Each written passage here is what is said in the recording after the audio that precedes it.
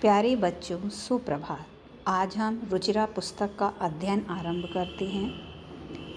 पहला पाठ है सुभाषितानि। सुभाषित शब्द का अर्थ है अच्छे वचन। सु प्लस भाषित, सु मतलब अच्छा, भाषित वचन, अच्छे वचन, जैसे सूक्तियाँ कही जाती हैं। इस पाठ में सूक्ति मंजरी, नीति शतक, मनुस्मृति, शिशुपाल वध, पंचतंत्र आदि से रोचक श्लोकों को लिया गया है जो जीवन में बहुत काम आते हैं। पहला श्लोक देखते हैं। गुणा गुणगेषु गुणा भवन्ति ते निर्गुणं प्राप्य भवन्ति दोषा सुस्वादु त्वया प्रभवन्ति नद्या समुद्रम आसाद्य भवन्ति अपेया।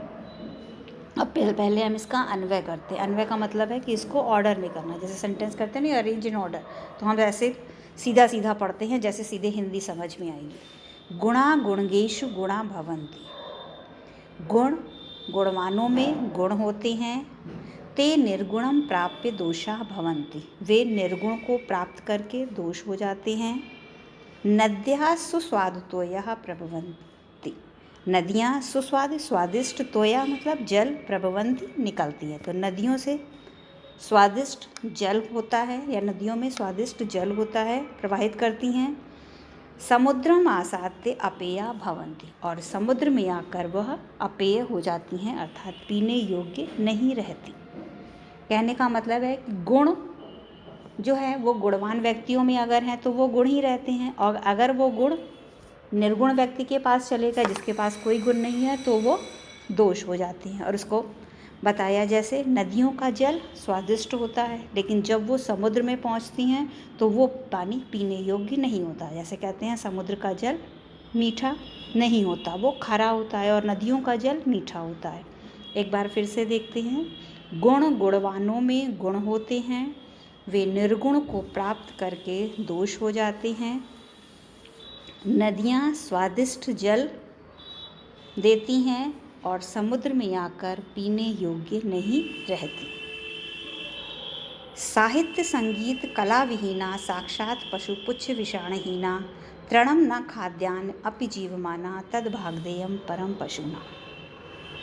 साहित्य संगीत और कला से रहित मनुष्य, साहित्य लिटरेचर का ज्ञान हो, संगीत है, म्यूज़िक है, और कला, कला मतलब किसी भी क्षेत्र में निपुणता, ड्राइंग नहीं, किसी भी क्षेत्र में निपुणता से रहित मनुष्य है तो साक्षात पशु है, साक्षात पशु के समान है।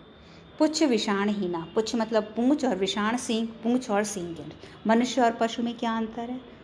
पशुओं के पूंछ होगी या सींग होगी, मनुष्य में नहीं होता। अगर मनुष्य में नहीं है तो यह है कि साहित्य संगीत और कला से रहित मनुष्य पूंछ और सींग से रहित साक्षात पशु के समान होता है।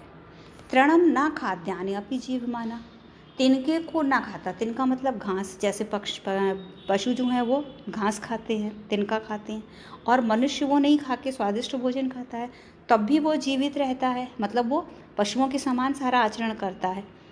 सतद भागदेयम परपर, ये पशुओं का परम सौभाग्य है कि मनुष्य को साहित्य संगीत और कला चीज़ों में निपुण होना चाहिए, किसी एक चीज़ में, तभी उसमें समझ में आएगा कि उसमें और पशु में क्या अंतर है। फिर से देखते हैं। साहित्य संगीत और कला से रहित मनुष्य पूंछ और सींग से रहित साक्षात पशु के समान है, तिनके को न खाता हुआ भी वह जीवित रहता है, यह पशुओं का परम सौभाग्य है। लुब्धस्य नश्यति यशः पिशुनस्य मैत्री नष्टक्रियस्य कुलम् अर्थम अपरस्य धर्मः विद्याफलं व्यसिना कृपणस्य सौख्यं राज्यं प्रमत्त सचिवस्य नराधिपस्य। लुब्धस्य यशः नश्यति, लोभी का यश नष्ट होता है, मतलब जो ज़्यादा लोभ करता है, लालच करता है, उसका यश नष्ट होता है। पिशुनस्य मैत्री, जो किसी चुगलखोरी करता है, एक के बाद दूसरे को बताने, तो चुगलखोर की मित्रता नष्ट हो जाती है। नष्ट क्रियस्य कुलम, जिसका कर्म नष्ट हो गया, मतलब जो काम ही नहीं करता, कर्मण्य व्यक्ति का कुल नष्ट हो जाता है। अर्थम अपरस्य धर्म, जो धन को अधिक महत्व देता है उसका धर्म नष्ट हो जाता है, अधिक धन को महत्व देने वाले का धर्म नष्ट हो जाता है। विद्या फलम व्यसिना, व्यसिना व्यसिना मतलब बुरे आचरण वाले, बुरी आदतों वालों का विद्या फल, जो विद्या प्राप्त की, अगर आदतें बुरी लग गई तो वो सब बेकार गई। तो बुरी आदतों वालों का विद्या फल नष्ट हो जाता है। कृपणस्य सौख्यम, कंजूस व्यक्ति का सुख नष्ट हो जाता है, कि सुख से नहीं रहता, जो है जो अब इसमें भी बचा लें, सब यही सोचता रहता है। प्रमत्त सचिवस्य राज्यस्य राज्यम नराधिपस्य राज्यम, प्रमत्त सचिवस्य नराधिपस्य राज्यम, प्रमत्त से लापरवाह या आलसी, आलसी मंत्री का, आलसी मंत्री वाले राज्य से नराधिपस्य राजा का राज्य नष्ट हो जाता है। एक बार फिर से देखते हैं। लुब्धस्य यशः नश्यति, लोभी का यश नष्ट हो जाता है। पिशुनस्य मैत्री, चुगलखोर की मित्रता। नष्ट क्रियस्य कुलम, कर्म न करने वाले का या अकर्मण्य व्यक्ति का कुल। अर्थम अपरस्य धर्म, धन को अधिक महत्व देने वाले का धर्म नष्ट हो जाता है। व्यसनिना विद्याफलम, बुरी आदतों वालों का विद्याफल। कृपणस्य सौख्यम, कंजूस की का सुख। प्रमत्त सचिवस्य नराधिपस्य राज्यम, लापरवाह मंत्री वाले राजा का राज्य नष्ट हो जाता है। पीत्वा रसम तु कटुकम मधुरम समानम, माधुर्यमेव जनयति मधुमक्षिकासो। संतस्तथैव सम सज्जन दुर्जनः, श्रुत्वा वचा मधुर सूक्तिरसम सृजयन्ति। अब इसका भी अन्वय पहले देखते हैं। असौ मधुमक्षिका, ये मधुमक्खी। कटुकम मधुरम रसम तु समानम पीत्वा, कड़वा और मधुर समरस को, जैसे मधुमक्खी है वो कड़वे फल का भी रस पीती है और मीठे रस का भी, तो मधुमक्खी कड़वे और मीठे रस को पीकर माधुर्यम एव जनयति, मीठा रस ही उत्पन्न करती है। मक्खन शहद जो होता है वो मीठा होता है, तो ऐसे मधुमक्खी कड़वे और मीठे रस को समान रूप से पीकर मधुरता ही उत्पन्न या मीठा मधुरता ही उत्पन्न करती है। तथैव सज्जना सम सुज्जन दर्जनाम श्रुत्वा वचा मधुर सूक्तिरसम सृजयति। तथैव उसी प्रकार संत लोग सज्जन दुर्जना नाम सम श्रुत्वा, सज्जन और दुर्जन लोगों को समान रूप से सुनकर, मतलब वो सज्जनों की बातें भी सुनते हैं और दुर्जन, सज्जन मीन्स जो अच्छे कार्य करते हैं, दुर्जन जो बुरे कार्य करते हैं, उन दोनों की बात को समान रूप से सुनकर कौन? संत लोग मधुर सूक्ति रसम सृजयन्ति, मधुर सूक्तियाँ उत्पन्न करते हैं, मतलब अच्छी बातें उत्पन्न करते हैं, कि उनका इस पर प्रभाव नहीं पड़ता। जैसे मधुमक्खी मीठा और कड़वा दोनों रस पीकर शहद को उत्पन्न करती है, उसी प्रकार संत लोग सज्जनों और दुर्जनों के वचनों को समान रूप से सुनकर मधुर सूक्तियों को उत्पन्न करते हैं। विहाय पौरुषम यो ही देवीम अवलंबते, प्रासाद सिंहवत तस्य मूर्धनि तिष्ठन्ति वायसम। अब इसका भी अन्वय पहले देखें। यो पौरुषम विहाय, यो पुरुषार्थ को छोड़कर, पुरुषार्थ मतलब परिश्रम को, जो परिश्रम को छोड़कर, दैवमेव अवलंबिते, दैव मतलब भाग्य पर ही, अवलंबिते आश्रित हो जाते हैं, कि कुछ काम नहीं करते हैं, मेरे भाग्य में होगा तो मुझे मिल जाएगा। तो जो पुरुषार्थ को या पर जो कर्म को छोड़कर भाग्य पर ही आश्रित रहते हैं,